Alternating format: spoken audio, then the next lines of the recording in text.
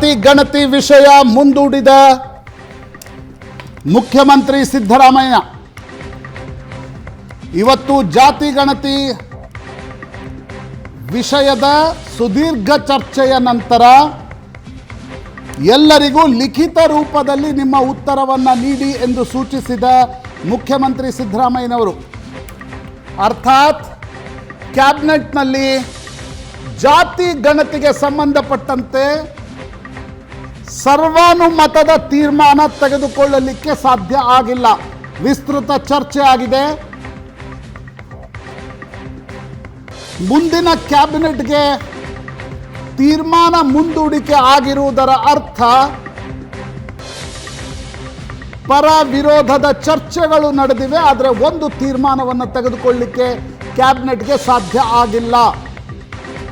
ಜಾತಿ ಗಣತಿ ಅಂಕಿ ಅಂಶಗಳ ಬಗ್ಗೆ ಒಕ್ಕಲಿಗ ಮತ್ತು ಲಿಂಗಾಯತ ಸಚಿವರಿಂದ ಭಾರೀ ವಿರೋಧ.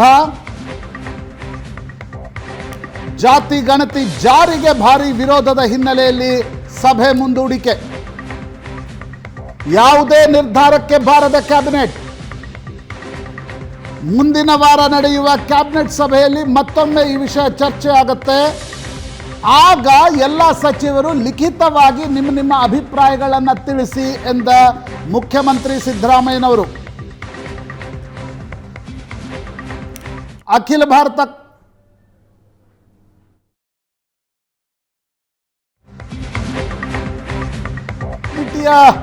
ಅಧಿಕೃತ ನಿರ್ಧಾರ ಜಾತಿ ಗಣತಿಯ ಪರವಾಗಿದೆ. ಆದರೆ ಕ್ಯಾಬಿನೆಟ್ ಸಭೆಯಲ್ಲಿ ಕಾಂಗ್ರೆಸ್ನ ಸಚಿವರುಗಳ ಮಧ್ಯೆ ಮೂಡದ ಒಮ್ಮತ. ಜಾತಿ ಗಣತಿಯ ಅಂಕಿ ಅಂಶಗಳ ಬಗ್ಗೆ ಒಕ್ಕಲಿಗ ಲಿಂಗಾಯತ ಸಚಿವರಿಂದಲೇ ವಿರೋಧ. It was expected. ಹೊರಗಡೆ ಒಕ್ಕಲಿಗರ ಸಂಘ ಮತ್ತು ವೀರಶೈವ ಮಹಾಸಭೆ ಜಾತಿ ಗಣತಿಯ ಅಂಕಿ ಅಂಶಗಳ ಬಗ್ಗೆ ಆಕ್ಷೇಪವನ್ನು ವ್ಯಕ್ತಪಡಿಸಿದ್ದವು. ಅದೇ ಆಕ್ಷೇಪವನ್ನು ಲಿಂಗಾಯತ ಮತ್ತು ಒಕ್ಕಲಿಗ ಸಚಿವರು ಕ್ಯಾಬಿನೆಟ್ ಸಭೆಯಲ್ಲಿ ಮಂಡಿಸಿದ್ದಾರೆ. ಯಾವುದೇ ಸರ್ವಸಮ್ಮತ ಸರ್ವಾನುಮತದ ಬಹುಮತದ ನಿರ್ಣಯವನ್ನು ಕೂಡ ತೆಗೆದುಕೊಳ್ಳಲಿಕ್ಕೆ ಕ್ಯಾಬಿನೆಟ್ಗೆ ಸಾಧ್ಯ ಆಗಿಲ್ಲ. 3 ಆಪ್ಷನ್ಸ್ಗಳಿದ್ವು. ಒಂದು, ವರದಿಯನ್ನು ಆಸ್ ಇಟ್ ಈಸ್ ಅಂಗೀಕಾರ ಮಾಡೋದು. ಸಹಜವಾಗಿ ಅದಕ್ಕೆ ಒಕ್ಕಲಿಗ ಮತ್ತು ಲಿಂಗಾಯತ ಸಚಿವರುಗಳ ಭಾರಿ ವಿರೋಧ ವ್ಯಕ್ತವಾಗಿರುತ್ತೆ. ಯಾವುದು ಒಪ್ಪಂದಕ್ಕೆ ಬಂದಿಲ್ಲ ಅಂತ ಹೇಳ್ಬೋದಾ? ಅಂದರೆ ಅಂತಲ್ಲ, ಎಲ್ಲರೂ ಓದಿದ್ದಾರೆ. ಆಮೇಲೆ ನಿಮ್ಮ ಅಭಿಪ್ರಾಯ ಕೊಡಿ ಅಂತ ಕೇಳಿ. ಇವತ್ತು ಕೊಟ್ಟಿಲ್ವಾ ಮತ್ತೆ ಅಭಿಪ್ರಾಯ? ಏನೇನು ಆಕ್ಷೇಪ ಎಲ್ಲ ಅಮೆಂಡ್ಮೆಂಟ್ ಆಗಬೇಕು, ಏನಾಗಬೇಕು ಎಲ್ಲ ಕ್ಲೀನಾಗಿ ಎಲ್ಲ ಬರ್ಕೊಡಿ. ಹೇಳಕ್ ಬಂದಿಲ್ಲ ಹೇಳ್ಬೇಕಾ? ಈಗ ಅಧಿಕೃತವಾಗಿ ಬಂದು ಹೇಳ್ತಾರೆ. ಈಗ ಸಂಪುಟ ಸಭೆ ಮುಗೀತು. ಮತ್ತು ನಮ್ಮ ಎಲ್ಲರ ಅಭಿಪ್ರಾಯಗಳನ್ನು, ಎಲ್ಲ ಸಚಿವರ ಅಭಿಪ್ರಾಯಗಳನ್ನು ಕೊಡಿ ಅಂತ ಕೇಳಿದ್ದಾರೆ. ನೆಕ್ಸ್ಟ್ ಮೀಟಿಂಗಲ್ಲಿ ನಾವು ಅಭಿಪ್ರಾಯಗಳನ್ನು ರೈಟಿಂಗಲ್ಲಾದರೂ ಕೊಡ್ಬೋದು, ಓರಲ್ಲಾಗಾದರೂ ನಾಳೆನೇ ಕೊಡ್ಬೋದು. ಒಂದು 4-5 ದಿನ ಟೈಮ್ ನೆಕ್ಸ್ಟ್ ಕ್ಯಾಬಿನೆಟ್ ಮೀಟಿಂಗ್ ಒಳಗಡೆ ಕೊಡಿ ಅಂತ ಹೇಳಿದ್ದಾರೆ. ಅದನ್ನು ನಾವು ಕೊಡ್ತೀವಿ.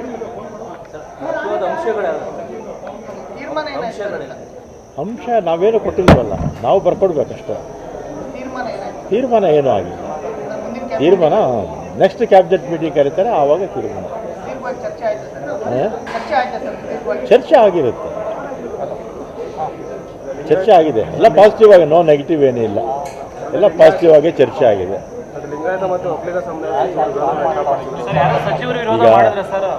ಈಗ ವಿರೋಧ ಪರ ಅನ್ನೋ ಪ್ರಶ್ನೆ ಬರೋದಿಲ್ಲ ಅಲ್ಲಿ. ನಿಮ್ಮ ಅಭಿಪ್ರಾಯ ಕೊಡಿ ಅಂತ ಮುಖ್ಯಮಂತ್ರಿಗಳು ಎಲ್ಲ ಮಂತ್ರಿಗಳಿಗೂ ಕೂಡ ಹೇಳಿದ್ದಾರೆ.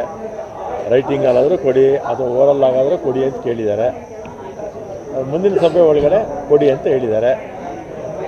ಕೆಲವರು ರೈಟಿಂಗಲ್ಲಿ ಕೊಡ್ಬೋದು, ಕೆಲವರು ಓರಲ್ಲಾಗಿ ಹೇಳ್ಬೋದು. ಅದು ಅವರು ಬಿಟ್ಟಿದ್ದು. ನೋ ಸಬ್ಕ ಅದೆಲ್ಲ ಏನಿಲ್ಲ. ಏನು ಅಧ್ಯಯನ?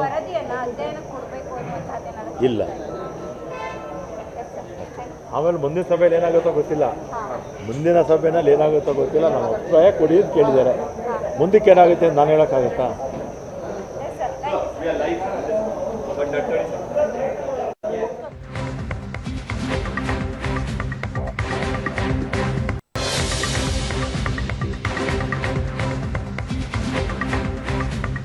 ಇವತ್ತಿನ ಕ್ಯಾಬಿನೆಟ್ನಲ್ಲಿ 3 ಸಾಧ್ಯತೆಗಳ ಬಗ್ಗೆ ನಾವು ಮಾತಾಡ್ತಾ ಇದ್ವಿ.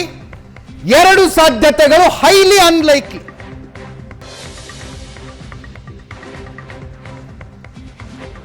ವರದಿಯನ್ನ ಯಥಾ ಪ್ರಕಾರ ಒಪ್ಪಿಕೊಳ್ಳುವುದು.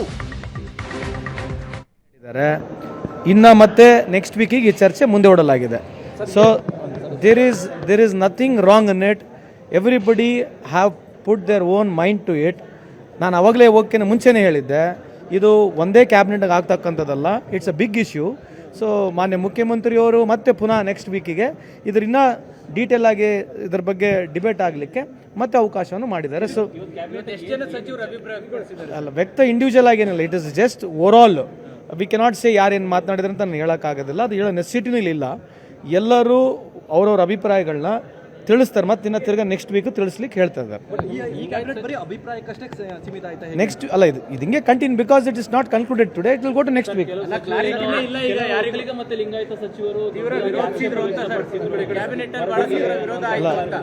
ಈಗ ನೀವು ಈ ಥರ ಹೇಳ್ತಾ ಇದ್ದಾರೆ, ಅವ್ರು ಹೇಳ್ತಾ ಇದ್ದಾರೆ ಅಂತ ಹೇಳಿ ನನಗೆ ಹೇಳಿದ್ರೆ ಅದು ಸರಿಯಲ್ಲ. ಆ ಥರ ಯಾರು ಏನು ಹೇಳಿಲ್ಲ. ಈ ಒಟ್ಟಾರೆ so everybody is positive, everybody is putting there mind, ಅಷ್ಟೇ ಹೇಳ್ಬೋದು. ಅಲ್ರಿ ನಾನು ಅಲ್ಲ, ಅಲ್ರಿ ಒಂದು ನಿಮಿಷ, ನೀವು ಈ ಥರ ಪ್ರಶ್ನೆಗಳು ಕೇಳಿದ್ರೆ ಏನೂ ಆಗೋದಲ್ಲ. ವೇಟ್ ಫಾರ್, ನಾನು ಓಕೆನೆ ಮುಂಚೆ ಏನು ಹೇಳಿದೆ, because it's such a big issue. So everybody should speak, ಮಾತಾಡ್ತಾರೆ. ಆಮೇಲೆ ಸರ್ಕಾರ ಖಂಡಿತವಾಗ್ಲೂ ಏನು ಕ್ರಮ ತಗೋಬೇಕು ಏನಿಲ್ಲ ಎಲ್ಲರ ಅಭಿಪ್ರಾಯ ಮೇಲೆ ತೋಳ್ತಾರೆ. ಮುಂದಿನ ಕ್ಯಾಬಿನೆಟ್ ತಿರ್ಗಾ ಡಿಸ್ಕಷನ್ ಆಗುತ್ತೆ ನೋಡ್ರಿ. ಅಲ್ಲಿ ನೆಕ್ಸ್ಟ್ ವೀಕ್ ಇನ್ನ ಮಾತನಾಡ್ತಾರೆ, ಎಲ್ಲರೂ ಮಾತನಾಡ್ಲಿಕ್ಕೆ ಅವಕಾಶ ಇದೆ. ಗೊತ್ತಿಲ್ಲ, ಅಲ್ಲ ಫೈನಲ್ ಬಗ್ಗೆ ನಾನು ಹೇಳಕ್ ಹೋಗಲ್ಲ. ನೆಕ್ಸ್ಟ್ ವೀಕ್ ಮತ್ತೆ ಕ್ಯಾಬಿನೆಟ್ ನಲ್ಲಿ ಇದ್ರ ಬಗ್ಗೆ ಡಿಸ್ಕಷನ್ ಆಗುತ್ತೆ. ಸರ್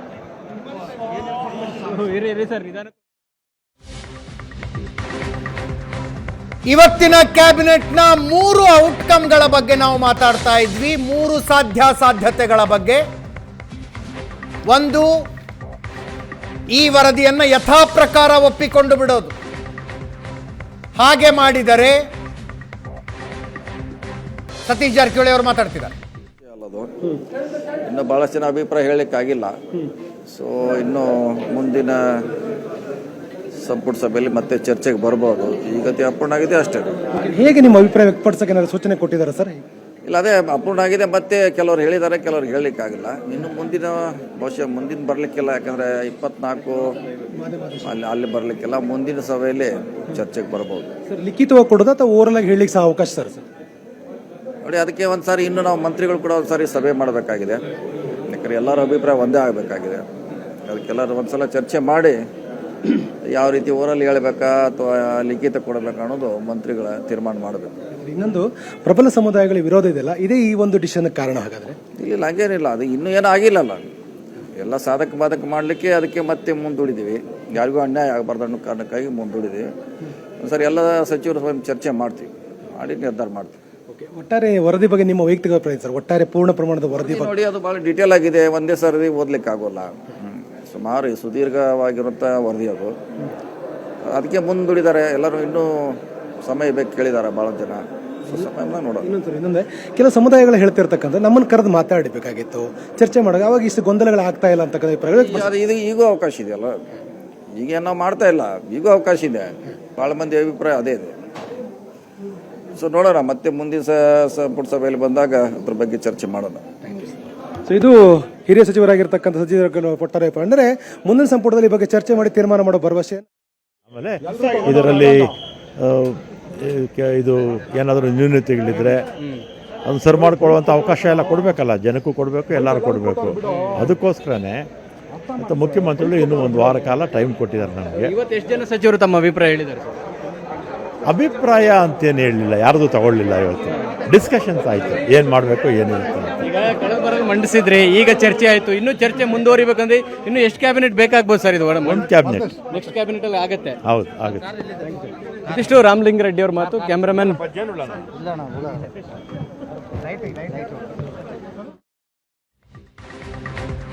ಲಾ ಮಿನಿಸ್ಟರ್ ಅವರು ತಮ್ಗೆಲ್ಲರಿಗೂ ಬ್ರೀಫ್ ಮಾಡ್ತಾರೆ.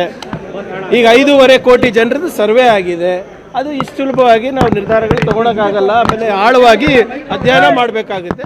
ಸೊ ಮುಂದಿನ ಕ್ಯಾಬಿನೆಟ್ಗಳಲ್ಲಿ ಚರ್ಚೆ ಆಗುತ್ತೆ. ಅದು ಏನೇ ಇದ್ರು ಇವತ್ತು ನೋಡಿ, ಸಾಮಾಜಿಕ ನ್ಯಾಯ ಕೊಡಿಸೋದ್ರಲ್ಲಿ ಯಾರ್ದು ವಿರೋಧ ಇಲ್ಲ. ಕ್ಯಾಬಿನೆಟ್ ಒಳಗಡೆ ನಾವೇ ಇರ್ತೀವಲ್ಲ, ಯಾರ್ದು ವಿರೋಧ ಇಲ್ಲ. ಇವಾಗ ಏನಿದೆ, ಕಾನೂನು ಸಚಿವರು ಅವರು ತಮ್ಗೆ ಬ್ರೀಫ್ ಮಾಡ್ತಾರೆ. ಕಾನೂನು ಸಚಿವರು ಬ್ರೀಫ್ ಮಾಡ್ತಾರೆ. ದೊಡ್ಡ ಮಟ್ಟದಲ್ಲಿ ಲಿಂಗಾಯತ ಸಮುದಾಯ ಎಲ್ಲ ಸೃಷ್ಟಿಯಾಗಿದೆ. ಅದು BJP ಅವರು ಇರ್ಬೋದು, ಬೇರೆ ಬೇರೆಯವರಿಂದ ಇರ್ಬೋದು. ಆ್ಯಂಡ್ ದೇವರ್ the party for this first of all. So ಅದನ್ನೆಲ್ಲ ನಾನು ಡಿಸ್ಕಸ್ ಮಾಡಲ್ಲ. ಸರ್ಕಾರ ನಮ್ಮದಿದೆ, ಇದನ್ನು ತರಬೇಕಾಗುತ್ತೆ, ನ್ಯಾಯ ಕೊಡಬೇಕಾಗತ್ತೆ. ಆ ನ್ಯಾಯ ಕೊಡ್ತಕ್ಕಂಥದ್ದು ವ್ಯವಸ್ಥೆಯಲ್ಲಿ ಡಿಸ್ಕಷನ್ ಮಾಡಿ ಕರೆಕ್ಟ್ ಹಾಕ್ಬೇಕು. 10 ಇಯರ್ಸಿಂದ ಮಾಡಿರೋದನ್ನ ನೀವು ಒಂದೇ ಸತಿಗೆ ಕೊಡಬೇಕು ಅಂದರೆ ಅದು ಒಳ್ಳೆ ಇದಲ್ಲ. ಸೊ ತಾವೇನು ಅಭಿಪ್ರಾಯ ಹೇಳಿ? ಯಾರ ಅಭಿಪ್ರಾಯ ಅಂತಂದ್ರೆ ಎಲ್ಲರೂ ಅವ್ರವ್ರ ಅಭಿಪ್ರಾಯ ಕೇಳಿದ್ರು.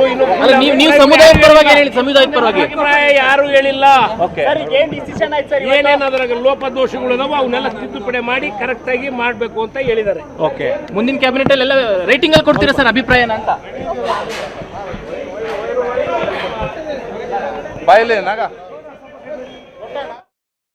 ಸರ್ಕಾರ ಮಾಡುತ್ತೆ ಅಂತ ಹೇಳಿ ನಾನು ಹೇಳಲಿಕ್ಕೆ ಇಷ್ಟಪಡ್ತೀನಿ. ಸೊ ಇದು ಸಚಿವರ ಅಭಿಪ್ರಾಯ. ಒಟ್ಟಲ್ಲಿ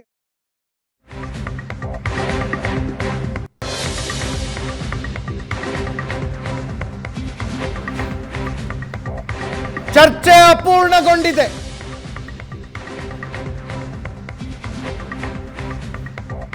ವರದಿಯನ್ನ ಯಥಾವತ್ತಾಗಿ ಅಂಗೀಕರಿಸುವುದು, ಸಾರಾಸಗಟಾಗಿ ತಿರಸ್ಕರಿಸುವುದು, ಅಥವಾ ಒಂದು ಸಮಿತಿ ರಚಿಸಿ ಅಧ್ಯಯನಕ್ಕೆ ಹಚ್ಚುವುದು. 3 ಆಪ್ಷನ್ಗಳಿದ್ವು, 3 ಆಗಿಲ್ಲ ಇವತ್ತು.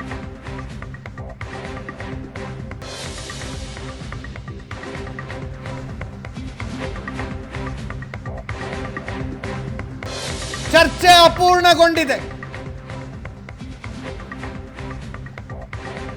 ಈ ಕ್ಯಾಬಿನೆಟ್ ಅಲ್ಲಾದ್ರೂ ಕೂಡ ಯಾರು ವಿರೋಧ ಇಲ್ಲ ಸರ್. ವಿರೋಧ ಇಲ್ಲ, ಯಾಕೆ ಮುಂದೋಯ್ತು ಅಂತ? ಯಾರು ವಿರೋಧ ಇಲ್ಲ, ಚರ್ಚೆ ಅಪೂರ್ಣ. ಆಕ್ಷೇಪ ಎತ್ತಿದ್ರು ಅಂತ ಏರು ಧ್ವನಿಯಲ್ಲಿ ಮಾತಾಡಿದ್ರಂತೆ. ವಿರೋಧ ತುಂಬಾ ಹೆಲ್ದಿ ಡಿಸ್ಕಷನ್ ಆಯ್ತಂತೆ. ಯಾರು ಕ್ಯಾಬಿನೆಟ್ ಅಲ್ಲಿ ಏನಾಯ್ತು? ಚರ್ಚೆ ಅಪೂರ್ಣ ಆಗಿದೆ, ಡಿಸ್ಕಷನ್ ಆಗ್ತಾ ಇದೆ. ಯಾವುದೇ ತರ, ಯಾವುದೇ ಜಾತಿ, ಯಾವುದೇ ಉಪಜಾತಿಗೆ, ಯಾವ ಸಮಾಜಕ್ಕೂ ತೊಂದರೆ ಆಗಲ್ಲ. ಆದರೆ ಚರ್ಚೆ ಅಪೂರ್ಣ ಆಗಿದೆ. ಮತ್ತೆ ಚರ್ಚೆ ಮಾಡಿ ತೀರ್ಮಾನ ಮಾಡ್ತೀವಿ. ಸಚಿವರು ಒಂದಷ್ಟು ಜನ ಯಾರು ವಿರೋಧ ಮಾಡಿಲ್ಲ. ಎಷ್ಟು ಕ್ಯಾಬಿನೆಟ್ ನಿರೀಕ್ಷೆ ಮಾಡಬಹುದು? ಇನ್ಯಾವತ್ತು ಕ್ಯಾಬಿನೆಟ್ ಅಲ್ಲಿ ಇದು ಅಂತಿಮ ಆಗುತ್ತೆ ಅಂತ ಇದು ಚರ್ಚೆ ನೋಡಪ್ಪ, ಇದು ಸಣ್ಣ ವಿಷಯ ಅಲ್ಲ. ನಾವು ಎಲ್ಲರನ್ನೂ ವಿಶ್ವಾಸ ತಗೊಂಡು ಮಾಡಬೇಕಾಗ್ತದೆ. ಅದರಿಂದ ಚರ್ಚೆ ಇನ್ನೂ ಆಗ್ತದೆ. ನಾಳೆ ಕ್ಯಾಬಿನೆಟಲ್ಲಿ ಇನ್ನೊಂದು ಕ್ಯಾಬಿನೆಟ್ ಆಗಲಿ, ಚರ್ಚೆ ಆಗಿ ಎಲ್ಲರನ್ನೂ ಒಪ್ಪಿಸ್ಕೊಂಡೇ ತೀರ್ಮಾನ ಮಾಡ್ತೀವಿ. ಮೇಲೆ ಅಲ್ಲ ನಮಗೆಲ್ಲ ಮಾಹಿತಿ ಬರೋದು. ಸೊ ಅದಾದಮೇಲೆ ನಾವು ನಮ್ಮ ಲೆವೆಲಲ್ಲಿ ಅಧ್ಯಯನಗಳನ್ನು ಮಾಡ್ಕೋತೀವಿ. ಅರ್ಜೆಂಟ್ ಏನಿದೆ, ಸಾಮಾಜಿಕ ನ್ಯಾಯದ ಪ್ರಶ್ನೆ ಇದು. ಎಷ್ಟು ಕ್ಯಾಬಿನೆಟ್ ಬೇಕಾಗ್ಬೋದು ಸರ್? ನೋಡೋಣ. ಯಾಕೆ ಅಷ್ಟು ಆತುರದಲ್ಲಿ ಯಾಕೆಲ್ಲರೂ ಕಾಯ್ತಾ ಇದ್ದಾರೆ? ಈಗೆಲ್ಲ ನಡೀತಾ ಇದೆ. ನೋಡಿ, ಸಾಮಾಜಿಕ ನ್ಯಾಯ ಕೊಡಿಸೋದ್ರಲ್ಲಿ ಯಾವಾಗಲೂ ಕೂಡ ಕಾಂಗ್ರೆಸ್ ಒಂದು ಹೆಜ್ಜೆ ಮುಂದೆ ಇದೆ. ಇದರಲ್ಲೂ ಕೂಡ ನಾವು ಮಾಡೇ ಮಾಡ್ತೀವಿ. ಯಾವ ಸಮಾಜ ನೋಡಿ, ಅಬ್ಸಲ್ಯೂಟ್ಲಿ ನಾಟ್. ಯಾವ ಸಮಾಜಕ್ಕೂ ಅನ್ಯಾಯ ಆಗ್ಲಾರ್ದಂಗೆ ನೋಡ್ಕೊಳೋದು ನಮ್ಮ ಸಿದ್ಧಾಂತ, ನಮ್ಮ ತತ್ವ ಇದೆ. ಅದ್ರ ನಮ್ಮ HK ಪಾಟೀಲ್ ಬ್ರೀಫ್ ಮಾಡ್ತಾರೆ. ನಾನು ಹೇಳೋದು, ನಮ್ಮ ಸುದೀರ್ಘವಾಗಿ ನಮ್ಮ ಕ್ಯಾಬಿನೆಟಲ್ಲಿ CM ಅಧ್ಯಕ್ಷತೆಯಲ್ಲಿ ಉಪಮುಖ್ಯಮಂತ್ರಿಯವರ ಸಮ್ಮುಖದಲ್ಲಿ 32 ಜನನು ಭಾಳ ಡೀಟೈಲ್ ಚರ್ಚೆಯನ್ನು ಪ್ರಾರಂಭ ಮಾಡಿದ್ದೀವಿ. ಎಲ್ಲ ಚರ್ಚೆನ ರಿಸೀವ್ ಮಾಡಿದ್ದಾರೆ. ಚರ್ಚೆ ಅಪೂರ್ಣ ಆದ್ದರಿಂದ ಡೆಫರ್ ಮಾಡಿದ್ದಾರೆ. ಇನ್ನೊಂದು ಕ್ಯಾಬಿನೆಟಲ್ಲಿ ಪೂರ್ಣ ಪ್ರಮಾಣದ ಚರ್ಚೆ ಮಾಡಿ ನಂತರ ಮುಖ್ಯಮಂತ್ರಿಗಳು ತೀರ್ಮಾನ ತಗೊಳ್ತಾರೆ. ಈಗ ರಾಜ್ಯ ಜನರಿಗೆ ನಿಜವಾಗ್ಲೂ ಎಲ್ಲರೂ ಸಮಾಧಾನವಾಗಿ ರಿಸೀವ್ ಮಾಡ್ತಾರೆ. ನೀವು ಗೊಂದಲ ಮಾಡ್ತೀರಾ, ಪಾಪ ನಿಮ್ಮ ಡ್ಯೂಟಿನೇ ಅದು, ಏನೂ ಮಾಡೋಕ್ಕಾಗಲ್ಲ. ಮಾಡಿ ನಿಮ್ಮ ಗೊಂದಲ ನಿವಾರಣೆ ಮಾಡ್ತಕ್ಕಂಥ ಶಕ್ತಿ ದೇವರು ನಮಗೆ ಕೊಡ್ತಾನೆ. ಸಾರ್ವಜನಿಕರಿಗೆ ಎಲ್ಲ ಅವರ ಅನುಮಾನಗಳನ್ನ ಕ್ಲಿಯರ್ ಮಾಡಿ ಮುಂದಿನ ದಿನದಲ್ಲಿ ತೀರ್ಮಾನ ಆಗುತ್ತೆ. ಸರ್, ನಿಮ್ಮ ಅಭಿಪ್ರಾಯ ಏನಿತ್ತು sir cabinet meeting? Cabinet meeting ಅಭಿಪ್ರಾಯನ ಇಲ್ಲಿ ಹೇಳೋದಕ್ಕೆ ಆಗಲ್ಲ ಗುರು, ಕ್ಯಾಬಿನೆಟ್ ಅಲ್ಲೇ ಹೇಳ್ಬೇಕು.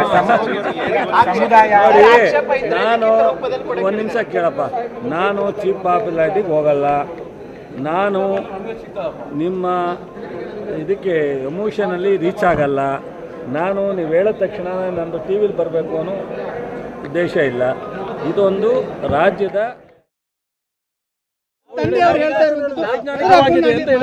ಅಲ್ಲಪ್ಪ, ಇನ್ನು ಎಲ್ಲರಿಗೂ ಇನ್ಫಾರ್ಮೇಶನ್ ಬಂದಿಲ್ಲ, ಅದಕ್ಕೆ ಇನ್ಫಾರ್ಮೇಶನ್ ಎಲ್ಲರಿಗೂ ಕೊಡ್ತಾರೆ. ವಿರೋಧ ಪ್ರಶ್ನೆ ಆಗಲಿ ಫಾರ್ ಅಂತ ಬಂದಿಲ್ಲ ಇದರಲ್ಲಿ. ಸಬ್ಜೆಕ್ಟ್ ಹ್ಯಾಸ್ ಬಿನ್ ಡೆಫರ್ಡ್ ನಾವು until full report has to come and it should go through. ಎಲ್ಲ ಸಮಾಜದವ್ರಿಗೂ ಈಗ ರಿಪೋರ್ಟು ಅವ್ರ ಸಮಾಜಕ್ಕೆ ಸಿಗುತ್ತೆ. ಆ ರಿಪೋರ್ಟ್ ತಗೊಂಡು ನೋಡ್ರಿ. ಹೌದು, ಎಲ್ಲರೂ ಅವರು ಹೇಳಿದೀವಲ್ಪ, ಎಷ್ಟು ಸತಿ ಹೇಳಿ. ನೆಕ್ಸ್ಟ್ ಕ್ಯಾಬಿನೆಟ್ ಅಲ್ಲಿ ಇದ್ರ ಬಗ್ಗೆ ತರೋವಾಗಿ ಕೂಲಂಕಷವಾಗಿ ಪರಿಶೀಲನೆ ಮಾಡಿ ನೆಕ್ಸ್ಟ್ ಕ್ಯಾಬಿನೆಟ್ ತರ್ತಾರೆ. ನಮ್ಮ ತಂದೆಯವರು ಕೊಟ್ಟಿರ್ತಕ್ಕಂಥ ಹೇಳಿಕೆಗೆ ಏನು ಹೇಳಕ್ ಬಯಸ್ತೀರಾ ಸರ್? ಸಮಾಜ ಪ್ರಶ್ನೆ ಬಂದಿಲ್ಲಪ್ಪ ಇದರಲ್ಲಿ, ಸಮಾಜದ ಪ್ರಶ್ನೆ ಬಂದಿಲ್ಲ. ಎಲ್ಲ ಸಮಾಜದ್ದು ಬಡವರಿಗೆ, ಎಲ್ಲ ಸಮಾಜದ ಜನಗಳಿಗೆ ಇದು ದೊರಕಬೇಕು.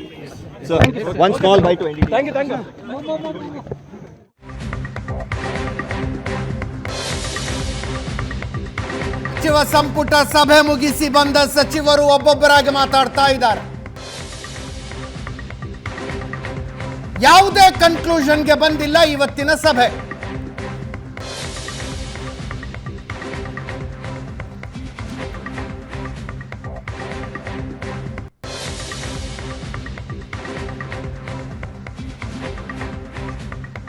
ಆಗದಂತ ತೀರಲ್ಲಿ ಮಾಡ್ತೀವಿ. ಏನು ಪ್ರಕಟ ಮಾಡಿದ್ರಿ ಸರ್ ಕ್ಯಾಬಿನೆಟ್ ಅಲ್ಲಿ ಇವತ್ತಿನ ಕ್ಯಾಬಿನೆಟ್? ನಮಗೆ ಸರ್ ಚರ್ಚೆ ಮಾಡಿದ್ದೀವಿ, ಯಾವುದು ನಿಲುವು ಆಗಲಿಲ್ಲ, ತೀರ್ಮಾನ ಆಗಲ್ಲ, ಯಾರು ಇಂಡಿವಿಜುವಲ್ ಆಗಿ ಹೀಗೆ ಆಗಬೇಕಂತ ಹೇಳಿಲ್ಲ.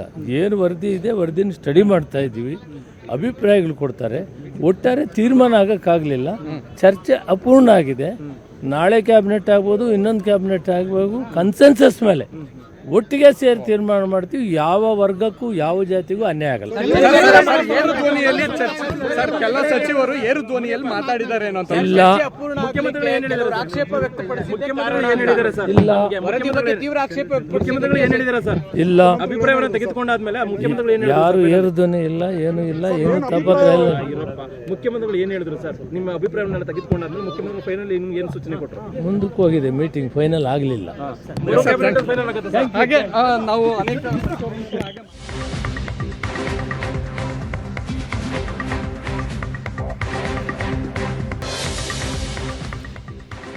ಇದೇ ವಿಷಯದ ಬಗ್ಗೆ ಇವತ್ತು ಮಾತಾಡ್ತೀವಿ. ಹಲವು ಜನ ಗಣ್ಯರು ನಮ್ಮ ಜೊತೆಗಿರ್ತಾರೆ. ನನ್ನ ಕೊಲೀಗ ಪ್ರಶಾಂತ್ ನಾಥ್ ಇದ್ದಾರೆ. ಪ್ರಶಾಂತ್, ಕಾರ್ಯಕ್ರಮಕ್ಕೆ ಸ್ವಾಗತ.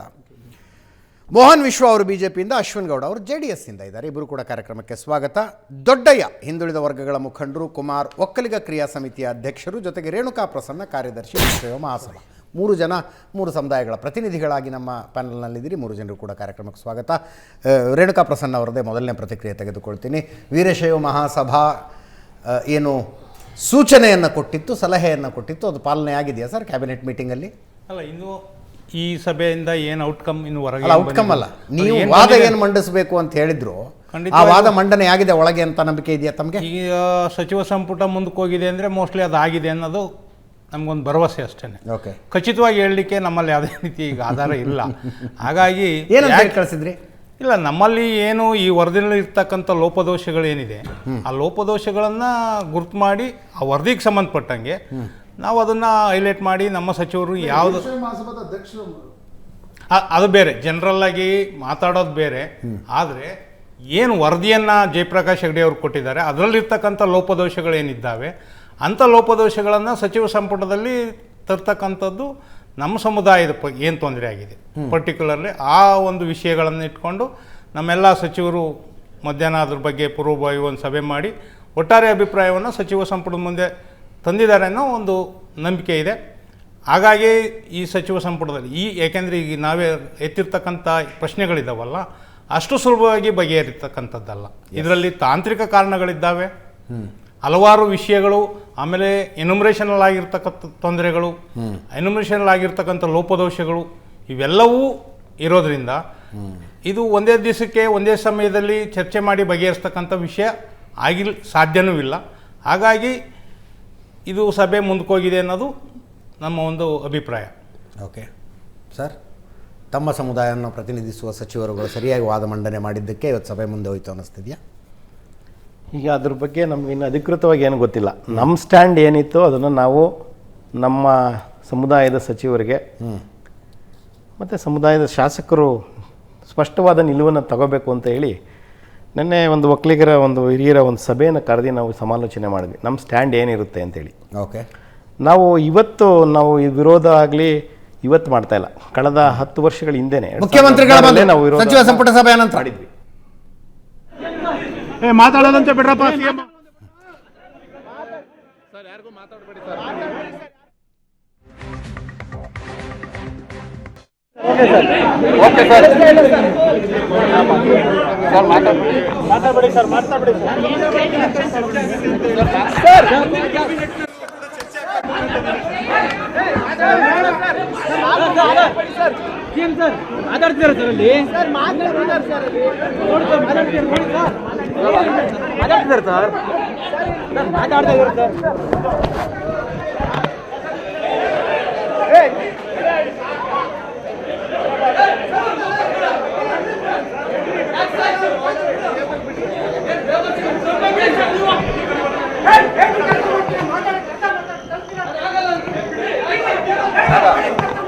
ಆ ಕಡೆಯಿಂದ ಅಲ್ಲಿ ಕಾಯ್ತೀನಿ.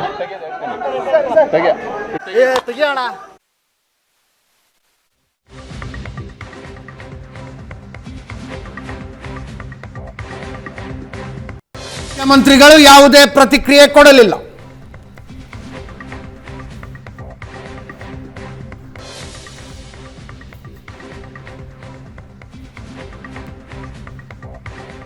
ಯಾವುದೇ ನಿರ್ಣಯಕ್ಕೆ ಬಾರದೆ ಸಚಿವ ಸಂಪುಟ ಸಭೆ ಮುಗಿದಿದೆ.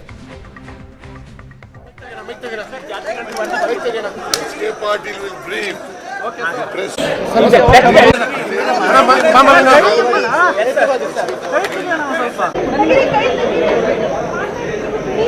ಅವರು ಸಚಿವ ಸಂಪುಟ ಸಭೆಯಲ್ಲಿ ಏನಾಯಿತು ಅನ್ನೋದನ್ನ ಸ್ವಲ್ಪ ಹೊತ್ತಿನಲ್ಲಿ ವಿವರಿಸ್ತಾರೆ.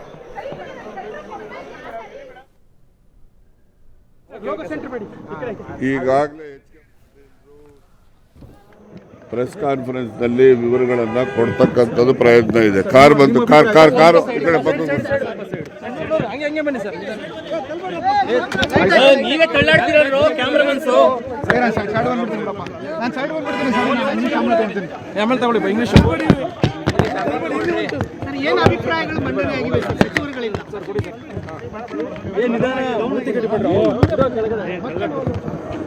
ಈ ದಿನದ ಸಚಿವ ಸಂಪುಟ ಸಭೆಯಲ್ಲಿ ವಿಸ್ತೃತವಾದಂತಹ ಅಂಕಿಅಂಶಗಳನ್ನು ಕೊಟ್ಟಿರ್ತಕ್ಕಂಥ ವರದಿಯಲ್ಲಿರ್ತಕ್ಕಂಥ ಅಂಕಿಅಂಶಗಳೇನಿದ್ದಾವೆ ಅಂಕಿಅಂಶಗಳ ಬಗ್ಗೆ ಎಲ್ಲ ಸಚಿವರುಗಳು ಕೂಡ ತಮ್ಮ ತಮ್ಮ ಮಾತುಗಳನ್ನು ಅನಿಸಿಕೆಗಳನ್ನು ತಿಳಿಸಿದ್ದಾರೆ. ಆದರೆ ಇನ್ನೂ ಬಹಳಷ್ಟು ವಿವರಗಳನ್ನು ಕೇಳಲಾಗಿ ಸಚಿವರಿಂದ ಅಧಿಕಾರಿಗಳು ಮತ್ತು ಸಂಬಂಧಪಟ್ಟಂಥವರು ಇನ್ನೂ ಕೆಲವು ಅಂಕಿಅಂಶಗಳನ್ನು ಕೊಡ್ತಕ್ಕಂಥದ್ದಕ್ಕೆ ಸಾಧ್ಯ ಆಗಿಲ್ಲ. ಆ ದಿಸೆಯಲ್ಲಿ ಈ ದಿನದ ಚರ್ಚೆ ಅಪೂರ್ವ ಆಗಿದೆ. ಅಪೂರ್ವ ಆಗಿರ್ತಕ್ಕಂಥ ಚರ್ಚೆಯನ್ನು ಮುಂದುವರಿಸಿ ಮುಂದಿನ ಸಚಿವ ಸಂಪುಟದ ಸಭೆಯಲ್ಲಿ ಅಂತಿಮವಾದಂಥ ನಿರ್ಣಯವನ್ನು ತೆಗೆದುಕೊಳ್ತೇವೆ. ಇಲ್ಲ ನೋಡಿ ಯಾರು ವಿರೋಧ ಅಂತ ಇಲ್ಲ, ಮಾಹಿತಿಯನ್ನು ಕೇಳಿದ್ದಾರೆ. ಅವರೇ ಕೇಳಿದ್ದಂತಲ್ಲ, ಎಲ್ಲ ಸಚಿವರುಗಳು ಕೂಡ ಅವರಲ್ಲಿರ್ತಕ್ಕಂಥ ಸಂಶಯಗಳ ಬಗ್ಗೆ ಮಾಹಿತಿಯನ್ನು ಕೇಳಿದ್ದಾರೆ. ಆ ಮಾಹಿತಿಗಳನ್ನು ಕೊಡ್ತಕ್ಕಂಥದ್ದಕ್ಕೆ ಇನ್ನು ಕಾಲಾವಕಾಶದ ಅಗತ್ಯತೆ ಇದೆ ಅಂತೇಳಿ ಮನಗಂಡು ಚರ್ಚೆ ಅಪೂರ್ಣ ಆಗಿದೆ. ಮುಂದಿನ ಸಚಿವ ಸಂಪುಟದ ಸಭೆಯಲ್ಲಿ ವಿಸ್ತೃತವಾದಂಥ ಚರ್ಚೆ ಮುಂದುವರಿಯುತ್ತೆ. ಆ ನಂತರ ಅಂತಿಮ ನಿರ್ಣಯ ಆಗ್ತದೆ.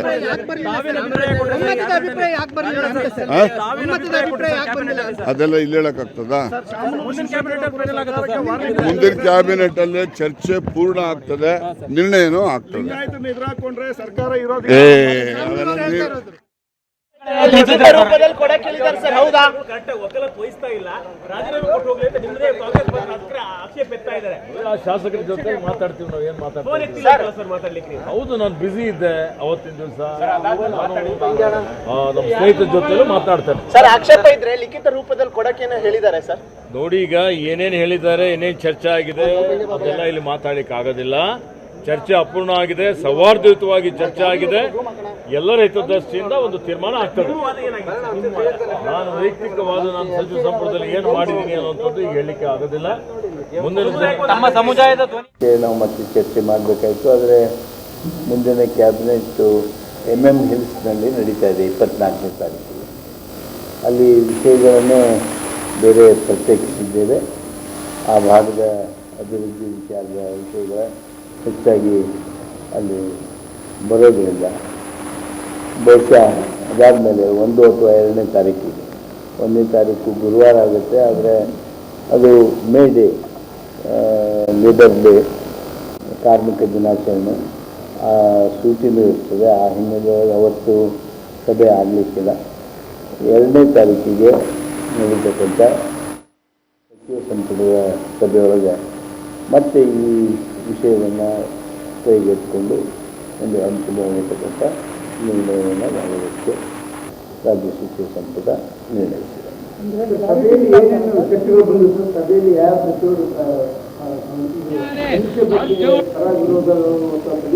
ಇಲ್ಲ ಹಂಗೆ ಪರ ವಿರೋಧ ಅಂತಲ್ಲ. ಈಗ ಆರ್ಥಿಕ ಸಮೀಕ್ಷೆ ಮಾಡುವಾಗ ಅವನು ದನ ಕಟ್ಕೊಂಡಿದ್ದಾನ ಅಥವಾ ಅವನಿಗೆ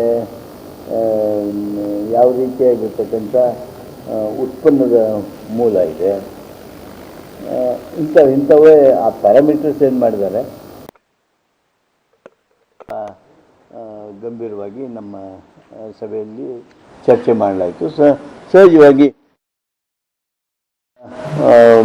ವಿಮರ್ಶೆ ಮಾಡುವಾಗೂ ಸಹಿತ ಅದರವೇ ಆಗಿರ್ತಕ್ಕಂಥ ಪ್ಯಾರಾಮೀಟರ್ಸ್ ಏನಿದ್ವು ಆ ಪ್ಯಾರಾಮೀಟರ್ಗಳ ಬಗ್ಗೆಯೂ ಚರ್ಚೆ ಮಾಡಿದ್ವಿ. ಕೆಲವು ವಿಚಾರಗಳಲ್ಲಿ ಕೆಲವು ಹಿರಿಯ ಸಚಿವರು ಸಹಿತ ಮಾರ್ಗದರ್ಶನ ಮಾಡಿದ್ದಾರೆ. ಹೀಗೆ ಮಾಡಿದರೆ ಹೆಂಗೆ, ಹಾಗೆ ಮಾಡಿದರೆ ಹೆಂಗೆ, ಅದರಲ್ಲಿ ಮತ್ತೇನು ಹೆಚ್ಚು ವಿವರ ಬೇಕು ಅದನ್ನ ಕೇಳಿದ್ದಾರೆ. ಒಟ್ಟಾರೆ ವಿವರಗಳನ್ನು ಮಾನ್ಯ ತಂಗಡಿಗೆಯವರು ಹಾಗೂ ಅಧಿಕಾರಿಗಳು ಮುಂದಿನ ಸಚಿವ ಸಂಪುಟದಲ್ಲಿ ಒದಗಿಸ್ತಾರೆ. ಮುಂದಿನ ಸಚಿವ ಸಂಪುಟದಲ್ಲಿ ಮತ್ತೆ ವಿವರವಾಗಿ ಚರ್ಚಿಸಿ ಮುಂದಿನ ನಿರ್ಣಯವನ್ನು ತೆಗೆದುಕೊಳ್ತೀವಿ. ಸರ್, ಆ ಪ್ಯಾರಾಮೀಟರ್ ಬಗ್ಗೆ ಡೌಟ್ ಇತ್ತು ನಿಮ್ಮ ಸಚಿವರುಗಳಿಗೆ ಅಂತ? ಆ ಪ್ಯಾರಾಮೀಟರ್ ಬಗ್ಗೆ ಡೌಟ್ ಇಲ್ಲ. C, this is the report done. ಆ ರಿಪೋರ್ಟು ನಮ್ಗೆ ಕೈಗೆ ಹೋದ ವಾರ ಒಂದು 4-5 ದಿವಸದಿಂದ ಸಿಕ್ಕಿದೆ. ಅವುಗಳಲ್ಲಿ ಆ ಪ್ಯಾರಾಮೀಟರ್ಗಳಿವೆ. ಆ ಪ್ಯಾರಾಮೀಟರ್ನಲ್ಲಿ ಕೆಲವು ವಿವರಗಳನ್ನು ಕೇಳಬೇಕು ಅಂತ ಅನಿಸಿದೆ, ಅವ್ರು ಕೇಳಿದ್ದೀನಿ. ಜನಸಂಖ್ಯೆ ವಿಚಾರದಲ್ಲಿ ಏರುಪೇರಾಗಿದೆ ಮಾತನಾಡುವಂತ ಕೆಲ ಸಚಿವರು ಈ ದನ ಕಟ್ಕೊಂಡಿದ್ದಾರೆ, ಆರ್ಥಿಕವಾಗಿ ಏನಿದ್ದಾರೆ, ಆ ವಿಚಾರ ಪ್ರಸ್ತಾಪ ಮಾಡಿದ್ದು ಯಾವ ರೀಸನ್ಗೋಸ್ಕರ ಅಂತ ನಾವು ಚರ್ಚೆ ಮಾಡುವಾಗ ಬಂತು.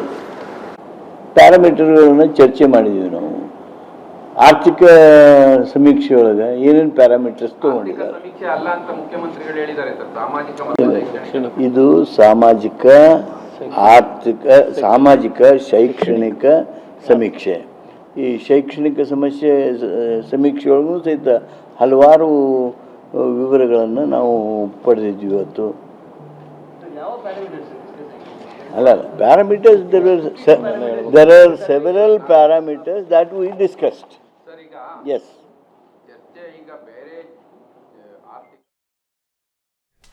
ಕಾನೂನು ಸಚಿವ HK ಪಾಟೀಲರ ಬ್ರೀಫಿಂಗ್ ನಡೀತಾ ಇದೆ ಕ್ಯಾಬಿನೆಟ್ನಲ್ಲಿ. ಇವತ್ತು ಏನೇನಾಯಿತು ಅಂತ ಒಕ್ಕಲಿಗ ಕ್ರಿಯಾ ಸಮಿತಿ ಅಧ್ಯಕ್ಷರಾದ ಕುಮಾರ್ ಅವ್ರನ್ನ ನಾವು ಮಾತಾಡಿಸ್ತಾ ಇದ್ವಿ. ಕುಮಾರ್ ಅವರೇ, ಅಂತಿಮ ಎಕ್ಸ್ಪೆಕ್ಟೇಷನ್ ಏನಿದೆ ಈ ವರದಿಯ ಬಗ್ಗೆ? ಈ ವರದಿಯ ಬಗ್ಗೆ ನಾವು ಇವತ್ತೇನೂ ವಿರೋಧ ಮಾಡಿಲ್ಲ. ಇಲ್ಲೇ ನಮ್ಮ ಸ್ನೇಹಿತರಿದ್ದಾರೆ ರೇಣುಕಾ ಪ್ರಸನ್ನ ಅವರು. ಕಳೆದ 10 ವರ್ಷಗಳ ಹಿಂದೆಯೇ 2016ರಲ್ಲೇ ನಾವು ಈ ಜಾತಿ ಗಣತಿ ಆಗಿನ ಕಾಂತರಾಜ್ ಆಯೋಗ ವರದಿಯನ್ನು ಕೊಡಬೇಕು ಅಂತ ಸಂದರ್ಭದಲ್ಲಿ ಮಾಧ್ಯಮದಲ್ಲಿ ಸೋರಿಕೆ ಆಗಿತ್ತು ಅವತ್ತೇ. ಆ ವರದಿ ನಾವು ಊಹೆ ಮಾಡಿದ್ವಿ, ಇದು ಊಹಾತ್ಮಕವಾಗಿದೆ ವರದಿ, ಇದು ಏನಿದೆ ಅಂತೇಳಿ ನಾವಿಬ್ಬರೂ ಆಗಲೇ ಜಂಟಿ ಸಭೆಯನ್ನು ಕಳೆದ 9 ವರ್ಷಗಳ ಹಿಂದೆಯೇ ಒಕ್ಕಲಿಗರ ಲಿಂಗಾಯತರ ಜಂಟಿ ಸಭೆ 3 ಬಾರಿ ನಾವು ಮಾಡಿದ್ವಿ. ಆ ಊಹೆ ಈಗ ನಿಜ ಆಗಿದೆ. ಈ ವರದಿಯನ್ನು ಈಗ ಕೊಟ್ಟಂಥ ಸಂದರ್ಭದಲ್ಲಿ ನೋಡಿದಾಗ, ಮಾಧ್ಯಮದಲ್ಲಿ ಮತ್ತು ಸಚಿವರ ವರದಿನಲ್ಲಿ ಬಂದಾಗ ನೋಡಿದಾಗ ನಮ್ಮ ಊಹೆ ನಿಜವಾಗಿದೆ. ಇವರು ಒಂದು ಕಡೆ ಜಾತಿ ಗಣತಿ ಅಂತಾರೆ, ಇನ್ನೊಂದು ಕಡೆ ಸಾಮಾಜಿಕ, ಶೈಕ್ಷಣಿಕ, ಆರ್ಥಿಕ ಗಣತಿ ಅಂತಾರೆ. ಯಾವ ಆಧಾರದ ಮೇಲೆ ಮಾಡಿದ್ದಾರೆ ಅನ್ನೋದೇ ನಮ್ಗೆ ಗೊತ್ತಾಗ್ತಿಲ್ಲ. ಈಗ ಬಹುತೇಕ 95% ಜನ ನಾವೇನು ಯಾವ ಪಕ್ಷದ, ಯಾವ ಧರ್ಮದ, ಜಾತಿಯ ಆಧಾರವಾಗಿ ನಾವು ಕೇಳಲ್ಲ. ಯಾರನ್ನೇ ಹೋಗಿ ಕೇಳಿ ನಮ್ಮ ಮನೆಗೆ ಬಂದಿಲ್ಲ, ಅದು ಯಾವಾಗ ಬಂದಿದ್ರೋ ಗೊತ್ತಿಲ್ಲ ಅಂತ. ಅದಕ್ಕೊಂದು ದಾಖಲೆ ಆದರೂ ಇರಬೇಕು. ಮೊದಲು ಸೆನ್ಸಸ್ ಮಾಡಿದ್ರೆ ನಮ್ಮ ಮನೆ ಮೇಲೆ ಬರೆಯೋರು. ನಾವೆಲ್ಲ ಚಿಕ್ಕ ಹುಡುಗರಿದ್ದಾಗ ನೋಡ್ತಿದ್ವಿ, ಈ ಥರ ಸೆನ್ಸಸ್ ಆಗಿದೆ, ಈ ಮನೆ ಈ ಸಂಖ್ಯೆ ಇದ್ದಾರೆ ಅಂತ. ಈಗ ಅದು ಯಾವ ದಾಖಲೆನೂ ಇಲ್ಲ, ಎಲ್ಲಿ ಬರ್ಕೊಂಡೋದ್ರೋ ಏನು ಮಾಡಿದ್ರೋ ಗೊತ್ತಿಲ್ಲ. ಸೊ ಅದರಲ್ಲಿ ಒಳಪಂಗಡಗಳನ್ನು ಸೇರಿಸಿ ಹೊಡೆಯುವಂಥ ಕೆಲಸವನ್ನು ಯಾಕೆ ಸರ್ಕಾರ ಮಾಡ್ತೋ, ಆವಾಗ ಆಯೋಗದ ಅಧ್ಯಕ್ಷರಿಗೆ ಯಾರು ಕೊಟ್ಟರು, ವೈಜ್ಞಾನಿಕವಾಗಿ ಮಾಡ್ತೀವಿ, ವೈಜ್ಞಾನಿಕವಾಗಿ ಮಾಡಿದ್ದೀವಿ ಅಂತ ಹೇಳ್ತಾರೆ. ವೈಜ್ಞಾನಿಕವಾಗಿ ಮಾಡಿರಬೇಕಾದ್ರೆ ಅದು ಸಮಿತಿಯ ನೇಮಕದ ಅಧ್ಯಕ್ಷರು ಮತ್ತು ಪದಾಧಿಕಾರಿಗಳ ಸದಸ್ಯರನ್ನು ನೋಡಿದ್ರೆ ಇರುವಂಥದ್ದು ರಾಜ್ಯದ ಪ್ರಬಲ ಸಮುದಾಯಗಳು ಸರ್. ನೀವು ಆರ್ಥಿಕವಾಗಿ ಸಕ್ಷಮವಾಗಿರುವಂಥ ಜನ ಜಾಸ್ತಿ ಇರುವ ಸಮುದಾಯಗಳು, ಪೊಲಿಟಿಕಲಿ ಡಾಮಿನೆಂಟ್ ಸಮುದಾಯಗಳು ಒಂದು ದೊಡ್ಡ ಮನಸ್ಸು ಮಾಡಿ ಶೋಷಣೆಗೊಳಗಾದಂಥವ್ರು, ತುಳಿತಕ್ಕೊಳಗಾದಂಥವ್ರು ಅವ್ರದ್ದೇನೋ ಮೀಸಲಾತಿ ಜಾಸ್ತಿ ಮಾಡ್ತಾರಂತೆ, ಸಂಖ್ಯೆ ಜಾಸ್ತಿ ಇದೆಯಂತೆ, ಇರಲಿ ಬಿಡಿ ಅನ್ನಿ. ಈಗ ಸಮಾಜ ನಿರ್ಮಾಣ ಮಾಡೋದು ಅಂದ್ರೆ ಏನು? ಮತ್ತೆ ಈಗ ಸಮಾಜವನ್ನು ನಿರ್ಮಾಣ ಮಾಡೋದು ಅಂಬೇಡ್ಕರ್ ಬರೆದಿರೋ ಸಂವಿಧಾನದ ಶೆಡ್ಯೂಲ್ 16 ನೋಡಿ. ಆ ಸಮಾಜವಾದವನ್ನು ಮಾತಾಡ್ತಾ ಇಲ್ಲ ಇವರು. ಕಾರ್ಲ್ ಮಾರ್ಕ್ಸನ ಸಮಾಜವಾದವನ್ನು ಮಾತಾಡ್ತಾ ಇದ್ದಾರೆ.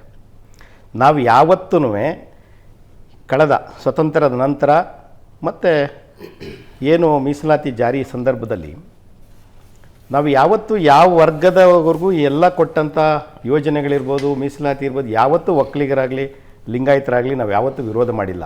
ಆ ವಿಚಾರಗಳಿಗೆ ನಾವು ಯಾವತ್ತೂ ಧ್ವನಿಯಾಗಿಲ್ಲ. ಅವ್ರಿಗೆ ಏನೇನು ಕೊಡಬೇಕು ಎಲ್ಲವನ್ನೂ ಕೊಟ್ಟಿದ್ದಾರೆ.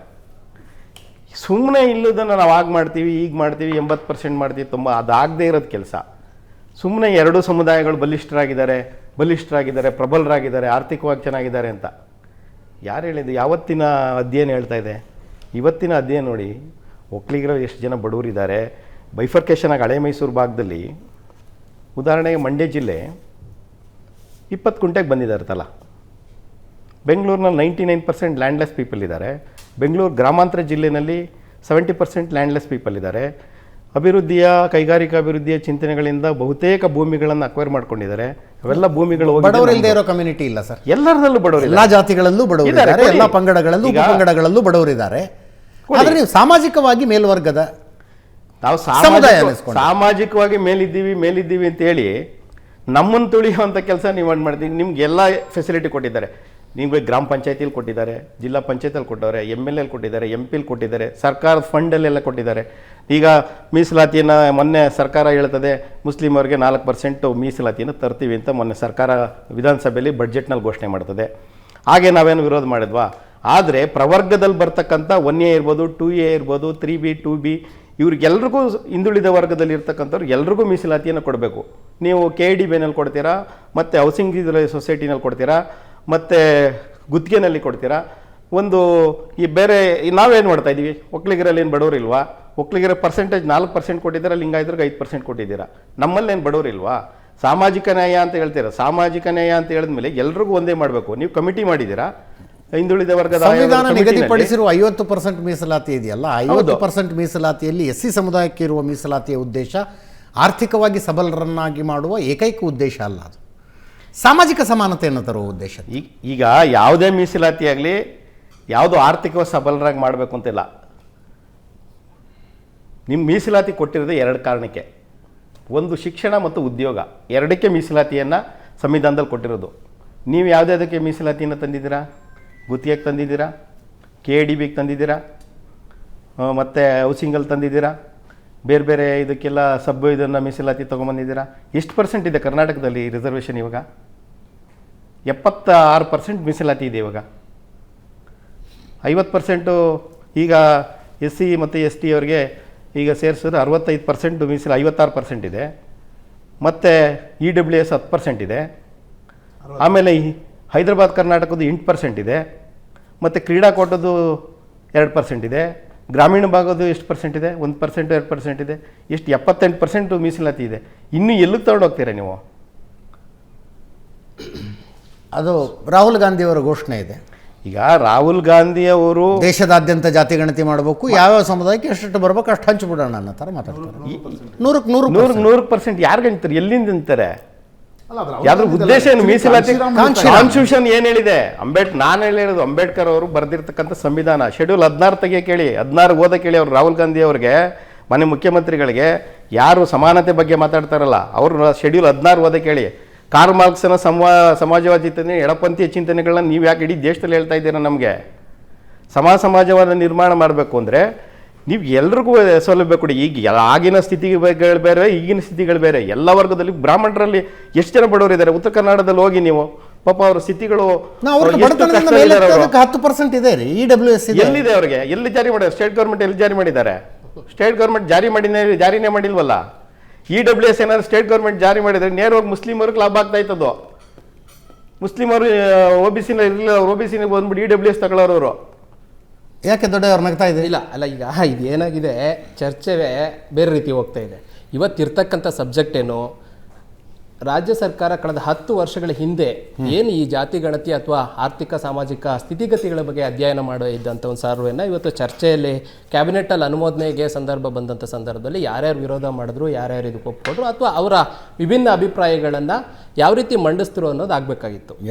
ಅದು ಆಗಲಿಲ್ಲ. ಅದನ್ನು ಮುಂದಿನ ಕ್ಯಾಬಿನೆಟ್ಗೆ ತಗೊತೀವಿ ಅಂತ ಹೇಳಿದರೆ ನಾನು ವೆಲ್ಕಮ್ ಮಾಡ್ತೀನಿ. ನಾನೇನಿಲ್ಲಿ ಅದನ್ನು ಸರಿ ಅಥವಾ ತಪ್ಪು ಎರಡೂ ಹೇಳಲ್ಲ. ಯಾಕೆ ಅಂದರೆ ಡಿಬೇಟ್ ಆಗಲಿ, ಏನು ನಡೀತಾ ಇದೆ ಅನ್ನೋದ್ರ ಬಗ್ಗೆ ಚರ್ಚೆ ಆಗಲಿ, ಎಲ್ಲರೂ ಅವ್ರದ್ದೇ ಆದಂಥ. ಈಗ ನಾಳೆ ಏನಾಗ್ತದೆ, ಗ್ರೌಂಡ್ಗೆ ಬಂದಂಥ ಸಂದರ್ಭದಲ್ಲಿ ಇದೇ ಅವತ್ತು ನಾನು ನಿಮ್ಮ ಪರ ಇದೆ ಅಂತ ರಾಜಕೀಯ ಭಾಷಣಗಳು ಮಾಡೋಕ್ಕೆ ಶುರು ಹಚ್ಕೊತಾರೆ. ಆದರೆ ಇವತ್ತು ನೀವು ಡಿಸೆಂಟ್ ನೋಟ್ ಹಾಕಿ ನಿಮ್ಮ ಒಪಿನಿಯನ್ ಕೊಡಿ ಅಂದರೆ ದಾಖಲೆ ಇರುತ್ತೆ. ಬರ್ತಾರೆ ಅವಾಗ ಯಾರು ಎಲ್ಲಿಗೆ ಬರ್ತಾರೆ ಅಂತ. ನಮಗೇನಿದು ಹೊಸ್ತಲ್ಲ, ದಲಿತರಾಗಲಿ ಹಿಂದುಳಿದವರ್ಗಾಗಲಿ ನಮಗೇನಿದು ಹೊಸ್ತಲ್ಲ. ಚಿನ್ನಪ್ಪ ರೆಡ್ಡಿ ಆಯೋಗದಿಂದ ಹಿಡಿದು ಆವನೂರು ಆಯೋಗದಿಂದ ಹಿಡಿದು ಇತ್ತೀಚೆಗೆ ಬಂದಂಥ ಸಂದರ್ಭದ ಸದಾಶಿವ ಆಯೋಗದ ತನಕ ಎಲ್ಲದಕ್ಕೂ ವಿರೋಧ ಮಾಡ್ಕೊಂಡು ಬಂದಿರತಕ್ಕಂಥದ್ದು ಇತಿಹಾಸ ಇದೆ. ನಮಗೇನು ಹೊಸ್ತಲ್ಲ. ನಾವು ಈ ರೀತಿಯಾದಂಥ ತುಳಿತಕ್ಕೆ ಶತಶತಮಾನಗಳಿಂದನೂ ಒಳಗಾಕೊಂಡೇ ಬಂದಿದ್ದೀವಿ. ಈಗಲೂ ಅದಾಗ್ತದೆ. ಅಲ್ಲ ಸರ್ ಇಲ್ಲ, ನೀವು ಸಂಗೊಳ್ಳಿ ರಾಯಣ್ಣ ಬ್ರಿಗೇಡ್ ಅಲ್ಲಿ ಇದ್ರಿ. ಹೌದು ಹೌದು ಹೌದು, ಖಂಡಿತ ಸರ್. ಆಮೇಲೆ ಆಮ್ ಆದ್ಮಿ ಪಾರ್ಟಿಯಲ್ಲಿ ಇದ್ರಿ, ಸಂಘಟನೆಯಲ್ಲಿ ಜಾಸ್ತಿ ಆಕ್ಟಿವ್ ಇದ್ರಿ.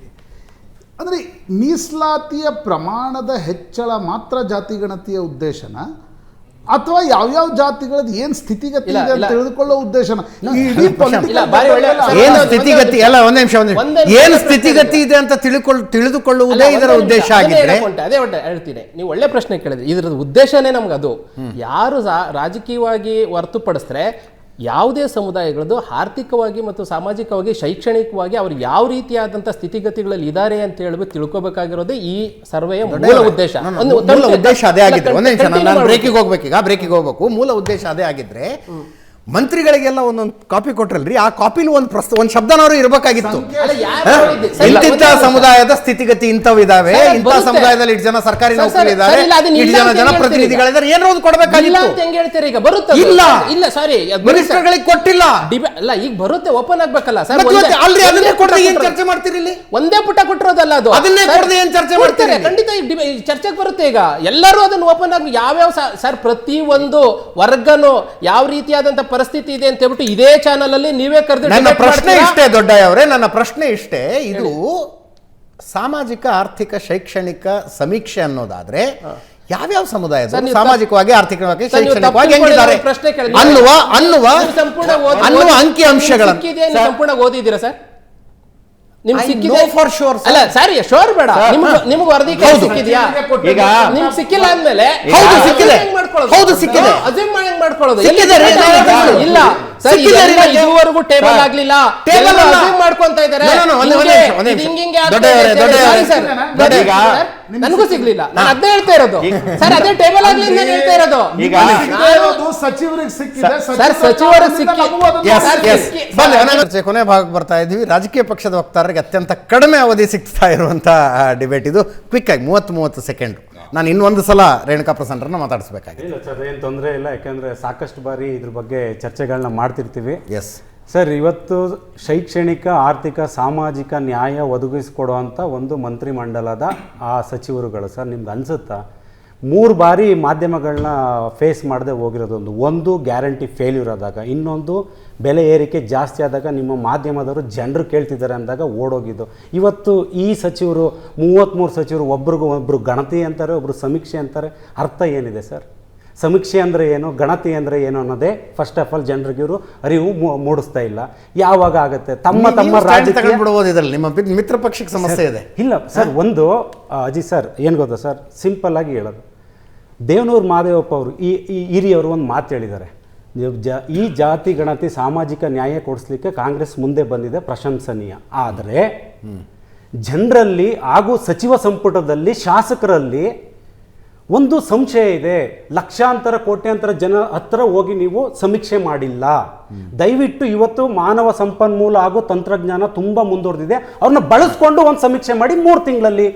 ಏನಕ್ಕೆ ನೀವು ಈ ತಮ್ಮ ರಾಜಕೀಯ ಮೇಲಾಟಕ್ಕೆ, ತಮ್ಮ ರಾಜಕೀಯ ಬೇಳೆ ಬೆಳೆಸ್ಕೊಳ್ಳಿಕ್ಕೆ ಅವ್ರು ಬಂದ್ರೆ ಇವ್ರು ಚಿವುಟ್ತಾರೆ, ಏನಾದ್ರು ಒಂದು ಇಶ್ಯೂ ಆದಾಗ ಇವ್ರು ಜಾತಿ ಗಣತಿ ಸ್ಟ್ಯಾಂಡ್ ಏನು ಮೋಹನ್ ವಿಶ್ವ ಅವರೇ? ಅಲ್ಲ ನಮ್ಮ ಪಕ್ಷದ ಅಧಿಕೃತ ಸ್ಟ್ಯಾಂಡ್ ನೀವೇ ನೋಡ್ತಿದ್ರಲ್ಲ, ನಮ್ದು ವೆರಿ ಕ್ಲಿಯರ್ ಅಜಿತ್. ನೋಡಿ, 10 ವರ್ಷದ ಮುಂಚೆ ಮಾಡಿರುವಂತ ಒಂದು ಅನ್ಸೈಂಟಿಫಿಕ್ ಸರ್ವೆ ಇದು.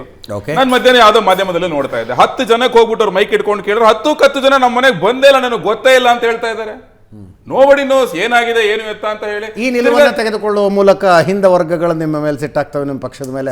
ನೋಡಿ, ನೀವು ಇತಿಹಾಸ ತೆಗೆದು ನೋಡಿದ್ರೆ ನಿಜವಾದ ಸಾಮಾಜಿಕ ನ್ಯಾಯ ಎಲ್ಲಾ ವರ್ಗಕ್ಕೂ ಇನ್ಕ್ಲೂಡಿಂಗ್ ಸಣ್ಣ ಜಾತಿಗಳಿಗೂ ಕೊಟ್ಕೊಂಡ್ ಬಂದಿದ್ದು ಭಾರತೀಯ ಜನತಾ ಪಕ್ಷನೇ.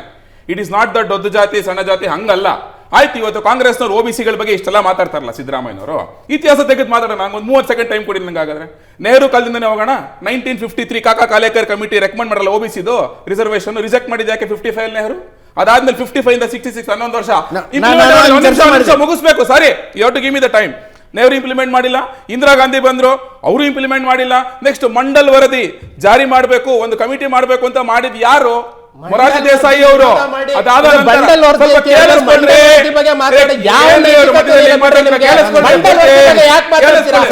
ಬೀದಿನಲ್ಲಿ ಅವರ ಮಂಡಲ್ ವರದಿನ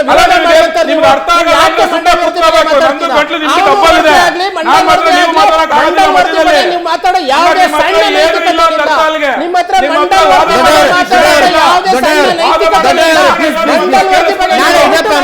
ನಾಳೆ ಇದೇ ಪ್ಯಾನಲ್ ಮಾಡಿ ಚರ್ಚೆ ಮಾಡೋಣ. ದಯವಿಟ್ಟು ಇವತ್ತು ನನಗೆ ಸಮಯ ಮುಗಿದಿದೆ. ಕಂಟಿನ್ಯೂ ಮಾಡಲೇಬೇಕು. ಈ ತರ ಮಧ್ಯೆ ಬಾಯಿ ಹಾಕ್ಬಿಟ್ಟು ಬಾಯಿ ಮುಚ್ಚಕ್ಕೆ ನಮ್ಮ ಹತ್ರ ಆಗೋದಿಲ್ಲ. ನೆಕ್ಸ್ಟ್ ಕೇಳಿಸ್ಕೊಳ್ಳಿ, ಮಂಡಲ್ ವರದಿನ ಜಾರಿಗೆ ತರಲೇ ಇಲ್ಲ. ಅವ ಜಾರಿಗೆ ತಂದಿದ್ ಯಾರು? ಇದೇ VP ಸಿಂಗ್. ಅದಕ್ಕೆ ಸಪೋರ್ಟ್ ಮಾಡಿದ ಯಾರು? ಬಿಜೆಪಿ. ನೆಕ್ಸ್ಟ್ ರಾಜೀವ್ ಗಾಂಧಿ. ನಿಮ್ಮ ಹತ್ರ ಉತ್ತರ ಕೇಳಿಸ್ಕೊಂಡ್ರಿ, ನಿಮ್ಮ ಹತ್ರ ಉತ್ತರ ಇಲ್ಲ. ನಾನು ಡಿಬೇಟ್ ಕಂಟಿನ್ಯೂ ಮಾಡ್ತಾ ಇದ್ದೆ, ಬಟ್ ಇದೇ ಸ್ಟುಡಿಯೋದಲ್ಲಿ 8:30 ಮತ್ತೆ ನ್ಯೂಸ್ ಅವರ್ ಸ್ಟಾರ್ಟ್ ಮಾಡಬೇಕು. ನ್ಯೂಸ್ ಅವರಿಗೆ ಪ್ರಿಪೇರ್ ಆಗೋದು ಕಷ್ಟ ಆಗುತ್ತೆ ಅನ್ನೋ ನಾಳೆ ಇದೇ ಪ್ಯಾನಲ್ ಮಾಡೋಣ. ನಾಳೆ ಇದೇ ವಿಷಯ ಗೊತ್ತಿರ್ಬೇಕಾದ್ರೆ ಅಷ್ಟೇ ಮಧ್ಯ ಬಾಯಿ ಹಾಕ್ಬಿಟ್ಟು ಮಾಡೋದು. ನಾಳೆ ಇದೇ ಪ್ಯಾನಲ್ ಮಾಡೋಣ. ಥ್ಯಾಂಕ್ ಯು ಸೋ ಮಚ್ 4 ಜನರಿಗೂ. Thank you Prashanth, thank you Mohan Vishwa. ಇದರೊಂದಿಗೆ ಇವತ್ತಿನ ಲೆಫ್ಟ್ ರೈಟ್ ಅಂಡ್ ಸೆಂಟರ್ ಮುಗಿಸ್ತಾ ಇದ್ದೀನಿ. ನೇರ ದಿಟ್ಟ ನಿರಂತರ ಸುದ್ದಿಗಾಗಿ ನೋಡ್ತಾ ಇರಿ ಏಷ್ಯಾನೆಟ್ ಸುವರ್ಣ.